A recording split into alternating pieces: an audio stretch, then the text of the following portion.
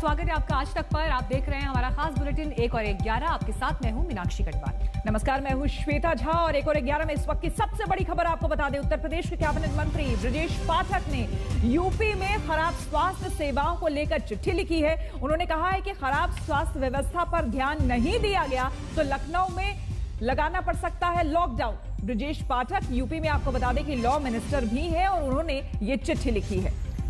उन्होंने लिखा है कि प्राइवेट अस्पतालों में जांच बंद करा दी गई है, जो कि बेहद गलत है। ब्रजेश पाठक ने यह भी आरोप लगाया है कि शहर में 17,000 कोविड जांच किट की जरूरत है, लेकिन मिल पा रही हैं सिर्फ 10,000।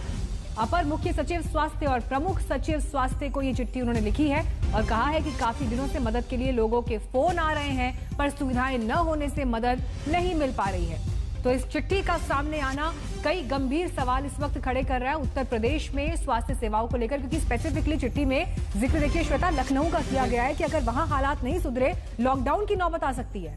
बिल्कुल, और लेकिन ये भी हैरानी की बात है मीनाक्षी, क्योंकि अभी कुछ दिनों पहले ही सीएम सम्मेलन जो हमारे यहाँ हुआ था उस पर मुख्यमंत्री आए हुए थे और उन्होंने कई और आइए श्वेता, बड़ी खबर के साथ शुरुआत करते हैं जो उत्तर प्रदेश से है। वहां पर कोरोना के बढ़ते आंकड़ों के बीच यूपी के कैबिनेट मंत्री ब्रजेश पाठक ने खराब स्वास्थ्य सेवाओं को लेकर चिट्ठी लिखी है और ये कहा कि इन व्यवस्थाओं पर ध्यान नहीं दिया गया तो फिर लखनऊ में लॉकडाउन लगाना पड़ सकता है। आपको बता दें कि ब्रजेश पाठक ने लिखा है कि प्राइवेट अस्पतालों में जांच बंद करा दी गई है, जो कि बेहद गलत है। ब्रजेश पाठक ने यह भी आरोप लगाया है कि शहर में 17,000 कोविड जांच किट की जरूरत है, जबकि केवल 10,000 ही मिल पा रही है। यह अपने आप में बेहद गंभीर मामला है और इस पूरे मामले को ध्यान में रखते हुए चूंकि ब्रजेश पाठक लॉ मिनिस्टर भी हैं और इसी के मद्देनजर उन्होंने कहा है कि अगर जल्द से जल्द इस पूरे मामले पर ध्यान नहीं दिया गया तो लॉकडाउन की स्थिति हो सकती है। ब्रजेश पाठक ने यह चिट्ठी राज्य के मुख्य स्वास्थ्य सचिव और अपर मुख्य स्वास्थ्य सचिव को भी लिखी है।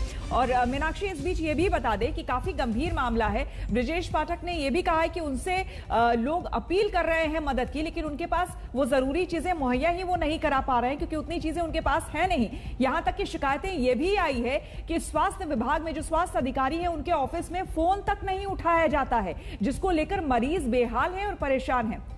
शिवेंद्र श्रीवास्तव हमारे संवाददाता सीधे लखनऊ से जुड़े हैं। शिवेंद्र, इस चिट्ठी में, इस पत्र में और क्या कुछ कहा गया है लॉ मिनिस्टर की तरफ से?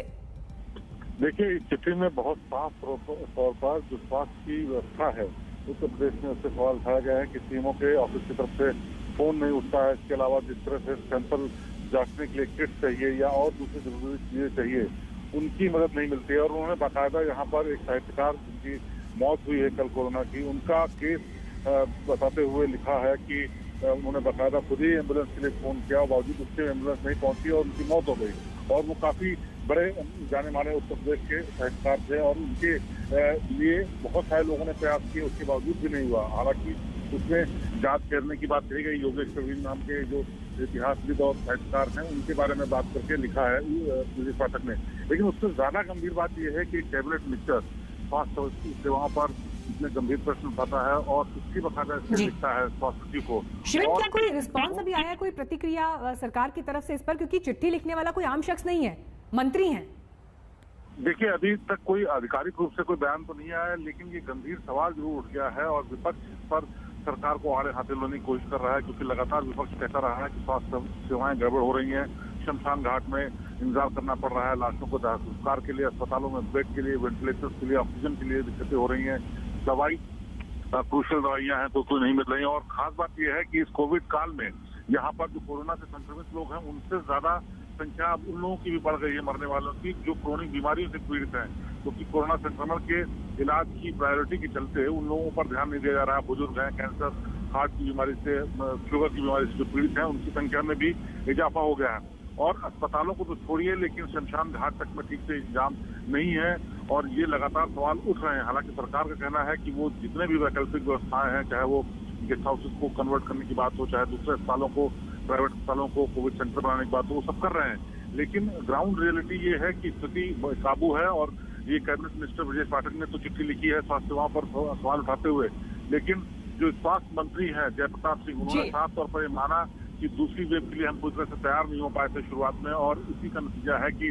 स्थिति खराब है और हम उसको अभी तक हैंडल नहीं कर पाए हैं। तो कुल मिलाकर के जो उत्तर प्रदेश में स्थिति है इस वक्त ब्रजेश पाठक की चिट्ठी लिखने के बाद और गंभीर दिखती है। लेकिन ये बड़ी बात है क्योंकि कैबिनेट सिस्टम। बिल्कुल शिवेंद्र, बहुत बहुत शुक्रिया आपका तमाम जानकारी के लिए। और ये अपने आप में बेहद गंभीर मसला है और सरकार को इस पर कुछ ना कुछ जवाब तो देना ही होगा। यहाँ पर हम रुकेंगे एक छोटे से ब्रेक के लिए।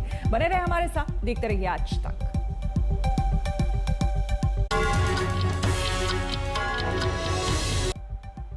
आपको बता दें कि पूरे देश में कोरोना के आंकड़े बढ़ रहे हैं, लेकिन उत्तर प्रदेश का हाल भी बहुत बुरा है। आपको यहां के आंकड़े हम दिखाते हैं। देखिए उत्तर प्रदेश में किस तरह से आंकड़े बढ़ रहे हैं। नए केस 13,685 सामने आए हैं। पिछले 24 घंटे में 72 लोगों की मौत हो गई है। Active case 81,576। तो लगातार, और जैसे कि आपको हमने बताया कि हालात बेहद यहां पर चिंताजनक बने हुए हैं। स्वास्थ्य मंत्री क्या कह रहे हैं, सुनिए। बाद से अब की फर्क इतना पड़ा है कि ये इन्फेक्शन ज्यादा होने के नाते इसका स्प्रेड ज्यादा हुआ है और स्प्रेड इतने तेजी से हो गया कि जिसके वजह से हम लोग अपनी तैयारी पूरी नहीं कर पाए। Initially number of patients and number of beds का अनुपात थोड़ा सा उसमें कम हो गया था, मगर अब ये हमको समय मिल गया तो हमने उसको ठीक भी कर दिया। हमारी टेस्टिंग हमने RT-PCR का लगभग 1 लाख तक हम पहुंचा चुके हैं उससे। और कॉन्टैक्ट ट्रेसिंग, जहाँ भी मिनी कंटेनमेंट जोन या जो भी हमारा कंटेनमेंट एरिया होता है उसमें 100% उसमें उसके अगल बगल के घरों में सैनिटाइजेशन भी करना और उनका टेस्टिंग भी करना, और उस परिवार या उस व्यक्ति का जो कोविड पॉजिटिव आता है उसका पूरा 100% 48 घंटे के अंदर कॉन्टैक्ट ट्रेसिंग करना अनिवार्य, तभी हम उस चेन को रोक पाएंगे। फिलहाल हम लोग एक ब्रेक के लिए फौरन लौटेंगे और खबरों के साथ। देखते रहिए आज तक।